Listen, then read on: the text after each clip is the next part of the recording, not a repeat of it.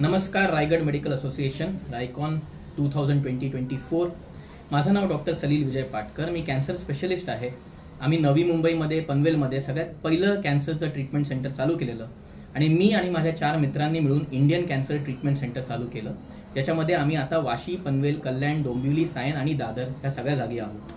आमचा मेन उद्देश आहे की दर पेशंटची कॅन्सर ट्रीटमेंट व्हायला पाहिजे आणि कधीही आर्थिक कारणांमुळे त्याची ट्रीटमेंट थांबली नाही पाहिजे, कारण हे मेन कारण आहे जिथे कॅन्सर ट्रीटमेंट पूर्ण होत नाहीत बऱ्याच पेशंटची.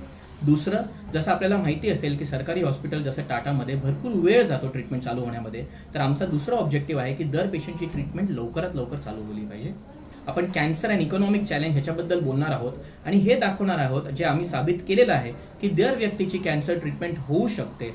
At the same time, the center can remain profitable and we can help the community at large. We will discuss this cancer and economic challenge. Please come. धन्यवाद.